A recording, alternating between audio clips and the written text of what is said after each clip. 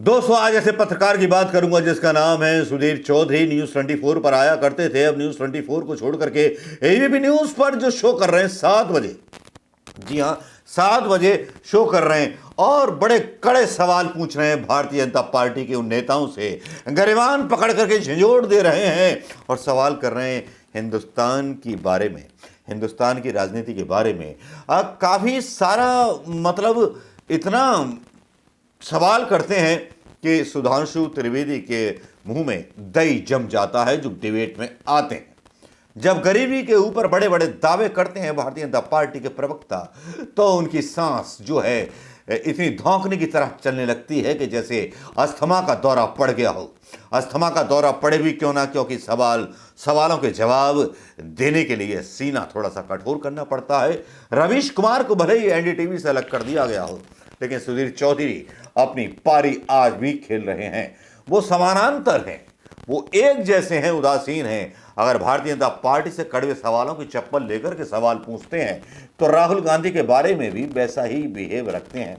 आज की डिबेट बड़ी लेटेस्ट डिबेट थी और बड़ी कमाल डिबेट थी, राहुल गांधी को लेकर, गरीबी को लेकर और महंगाई को लेकर के, जिस पर एक भी जवाब भारतीय जनता पार्टी के प्रवक्ता के पास नहीं था। लेकिन कांग्रेस के प्रवक्ता ने जो जवाब दिया वो वाकई हाजिर जवाब था। वीडियो डाल रहा हूं यहां पर उस डिबेट का, उसको देखिएगा और सराहिएगा कि क्या शानदार डिबेट थी एबीपी न्यूज की सुधीर चौधरी। योजना के तहत आयुष्मान भारत कार्ड 24 करोड़ 31 लाख लोगों को दिया गया है। 11 करोड़ किसानों को किसान सम्मान निधि दी जाती है। हर साल 6,000, हर 4 महीने में 2,000। तो बीजेपी पिछले 9 सालों में एक लाभार्थी वर्ग भी बनाने में कामयाब रही है, इसमें भी कोई शक और शुबा नहीं है। लेकिन उधर अब कांग्रेस अपनी तस्वीर पेश कर रही है, एक और नैरेटिव बना रही है। राहुल गांधी आज दिल्ली की आजादपुर मंडी में पाए गए। जो सब्जी बेचने वाले हैं, जो आम लोग हैं, उनसे मिलते हुए दिखाई दिए, जैसा वो पहले भी कर चुके हैं। भारत जोड़ो यात्रा के बाद वो कभी ट्रक में पाए गए, कभी मोटरसाइकिल पर पाए गए, कभी बस में बैठ गए, कभी ट्रैक्टर चलाते दिखे हरियाणा के सोनीपत में। कांग्रेस अब ये कहती दिखाई दे रही है कि कांग्रेस का हाथ गरीब के साथ, वैसे 2009 से पहले ये कांग्रेस का नारा भी था, कांग्रेस का हाथ गरीब के साथ। बाद में गरीब की जगह आम आदमी जोड़ दिया गया। और कांग्रेस कह रही है, राहुल गांधी ये आरोप लगा रहे हैं कि देश में क्रोनी कैपिटलिज्म इतनी हावी है कि अमीर और अमीर हो रहा है, गरीब और गरीब हो रहा है। वी शेप रिकवरी नहीं हुई है। कोरोना काल के बाद, उस संकट, संक्रमण, आफत, आपातकाल के बाद जो रिकवरी हुई, उसमें अमीर और अमीर हो गया। 102 की जो तादाद थी खरबपतियों की देश में, अब वो बढ़कर 166 हो गई है। जबकि गरीब और गरीब होता जा रहा है। लोगों के पास रोजगार तक नहीं है। 19 करोड़ लोग तो अब रोजगार ढूंढना भी बंद कर चुके हैं। और यह आरोप सिर्फ विपक्ष या कांग्रेस नहीं लगा रही है। राष्ट्रीय स्वयंसेवक संघ के कार्यवाह स्वच्छता अभियान किसके लिए था? हर गरीब को ऑन एन एवरेज एक साल में 6,000 से लेकर 13,000 रुपए तक।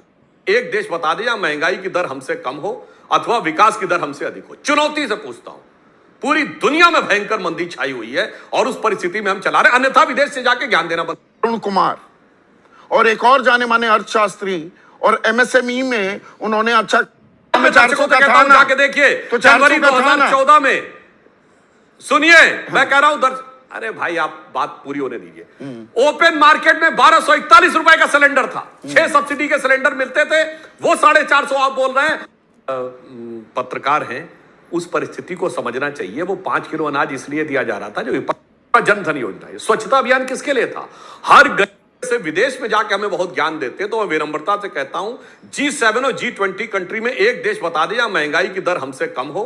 आम सा एक दृश्य आपको दिखने वाला है। अब यहां पर एक दिलचस्प बात आपके सामने पेश करता हूं। गरीबों पर इतनी राजनीति होती है, आपको जानकर यह ताज्जुब होगा कि आज की तारीख में देश में गरीबी को नापने का कोई सही मायने में पैमाना ही नहीं है।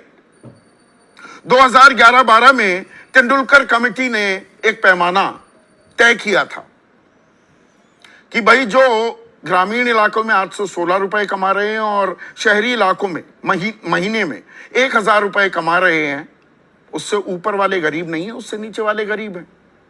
और हमारे देश में आप कितना खर्च करते हैं, कंज्यूमर एक्सपेंडिचर, उसी की बिना पर यह तय किया जाता था कि देश में कितने गरीब हैं।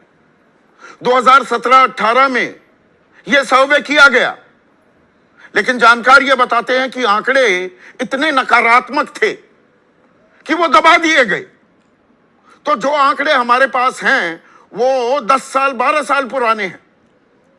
सरकार और नीति आयोग एक मल्टी डायमेंशनल पॉवर्टी इंडेक्स वो लेकर आ गई है। उसमें सरकार ताल ठोकती है कि भाई 22% से अति गरीबी हमने घटा दी, 10% पर ले आए अति गरीबी। पर गरीब कितने हैं दरअसल क्या हम नाप पा रहे हैं या नापेंगे भी? दत्तात्रेय होश बोले तो कहते हैं कि 20 करोड़ लोग ऐसे हैं इस देश में जो गरीबी रेखा से नीचे हैं और 23 करोड़ लोग ऐसे हैं जो 375 रुपए प्रतिदिन कमा नहीं पाते। तो उनकी माने तो 43-44 करोड़ लोग अभी गरीबी रेखा से नीचे हैं। और गरीब क्यों अहमियत रखते हैं चुनाव में, यह बताना भी जरूरी हो जाता है। 2019 लोकसभा चुनाव की बात करें तो यह आंका गया। देखिए आकलन भी अलग अलग है, कोई 22 कहता है, कोई 18, कोई 30% गरीब आंके गए। ये नेशनल इलेक्शन स्टडी के आंकड़े आपको बता रहा हूं। और इनमें इन 30% वोट बैंक में 36% बीजेपी को मिले, 7% बीजेपी के घटकों को, 43% वोट बैंक बीजेपी ले गई, जबकि कांग्रेस और उसके घटकों के खाते में सिर्फ 23%, लगभग आधे वोट पड़े। तो क्या इसीलिए इस बार लड़ाई फिर से गरीबी पर आती दिख रही है? यही है आज का बड़ा सवाल भी और आज का सीधा सवाल। गरीबों के मसीहा हैं प्रधानमंत्री मोदी, यह हमारा आज का पहला सवाल। दूसरा सवाल, कांग्रेस का हाथ गरीब के साथ और 24 की लड़ाई क्या गरीबी पर आई? चर्चा में मेरे साथ बीजेपी के राष्ट्रीय प्रवक्ता और बड़े मुखर प्रवक्ता हैं और उनके राज्यसभा सांसद भी। योजना स्वच्छता अभियान किसके लिए था? हर गरीब को ऑन 2 अक्टूबर ये बिल्कुल सही बात है। 2 अक्टूबर 2022 स्वावलंबी भारत अभियान के तहत आयोजित एक वेबिनार के दौरान ये सारी बातें कही।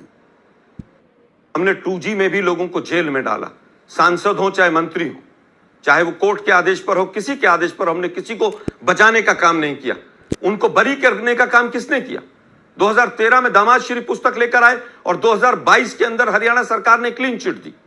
केवल आरोप लगाने से कुछ नहीं होता। चक्की पीसिंग वाले लोग और बंगारू लक्ष्मण की पार्टी के लोग हमें किसी भी रूप में भ्रष्टाचार पे ऊपर तो कल्याण का बीजेपी जो भ्रष्टाचार की बात करती है, राफेल बीजेपी व्यापम की पार्टी एक लाभ। ये आपने देख ली होगी और इसे डिबेट को देखने के बाद आप अपने कमेंट और रिप्लाई, आंसर शेयर कर सकते हैं, सब्सक्राइब कर सकते हैं। कुछ दिन जो मीडिया डालेगा उसी के बारे में हम थोड़ा सा जिक्र करेंगे। अपने कुछ वीडियोस जो बनने वाले हैं उनका इंतजार कीजिए। 2 चैनल शुरू होने वाले हैं, उनका भी बेसब्री के साथ इंतजार कीजिए। उनके बारे में बहुत सारी तैयारियां चल रही हैं। दोस्तों नमस्कार, जय हिंद। फिर आएंगे खबर 24 के लिए आपके बीच में।